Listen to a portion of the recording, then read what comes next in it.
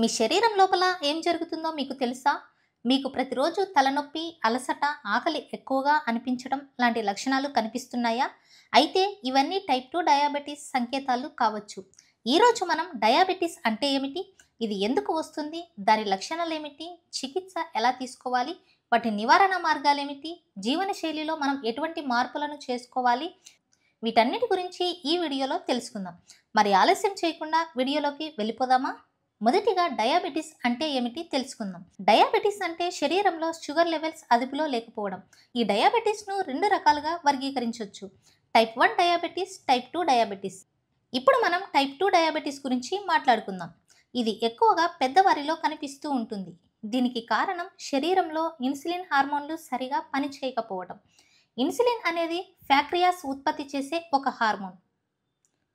ఇది బ్లడ్లోని గ్లూకోజ్ను సెల్స్లోకి పంపించి ఎనర్జీగా మారుస్తుంది. కానీ టైప్ 2 డయాబెటీస్ ఉన్నవారిలో శరీరం ఇన్సులిన్కి స్పందించదు. దీన్ని ఇన్సులిన్ రెసిస్టెన్స్ అని అంటారు. అసలు డయాబెటీస్ ఎందుకు వస్తుంది? దీనికి గల కారణాలు ఏమిటి? Number 1, jeans. వంశపారంపర్యంగా కూడా ఈ టైప్ 2 డయాబెటీస్ సంక్రమించవచ్చు. నెంబర్ 2, అధిక బరువు. అధిక బరువు కూడా శరీరాన్ని ఇన్సులిన్కి రెసిస్టెంట్గా మారుస్తుంది. నెంబర్ 3, ఆహారపు అలవాట్లు. అధిక ప్రాసెస్డ్ ఫుడ్ తీసుకుంటున్నట్లయితే ఈ టైప్ 2 డయాబెటీస్ వచ్చే అవకాశం అధికంగా ఉంది. నెంబర్ 4, అలసత్వం. సరైన రీతిలో వ్యాయామం చేయకపోవడం వల్ల కూడా ఈ టైప్ 2 డయాబెటీస్ వస్తుంది. నెంబర్ 5, స్ట్రెస్ మరియు నిద్రలేమి. దీనివల్ల హార్మోన్స్ డిస్టర్బ్ అయ్యి షుగర్ లెవెల్స్ పెరిగే అవకాశం ఎక్కువగా ఉంది. నెంబర్ 6, వయస్సు. 40 సంవత్సరాలు పైబడిన వారిలో ఇది ఎక్కువగా కనిపిస్తూ ఉంటుంది. ఇక టైప్ 2 డయాబెటీస్ లక్షణాలను మనం పరిశీలించినట్లయితే ఈ టైప్ 2 డయాబెటీస్ అనేది కొన్ని నెలలు, సంవత్సరాలు గడిచినా కనిపించకపోవచ్చు. కానీ కొన్ని సాధారణ లక్షణాలు మాత్రం తరచూ కనిపిస్తూ ఉంటాయి. తరచుగా మూత్రానికి వెళ్ళటం, ఎక్కువగా దాహం అనిపించటం, ఆకలి ఎక్కువగా వేయటం, అలసట మరియు బలహీనత, గాయాలు నెమ్మదిగా మానటం, చూపులో మార్పులు, చేతులు కాళ్ళు కదలికల్లో నిమ్మలింపు లేక తిమ్మిర్లు రావటం, ఈ లక్షణాలు మనకు తరచుగా కనిపిస్తూ ఉంటాయి. ఈ లక్షణాలు మనకు కనిపిస్తే మనం పరీక్షలు చేయించుకోవడం మంచిది. అయితే మందుల కన్నా ముఖ్యమైనది మన జీవన శైలిలో మార్పులు.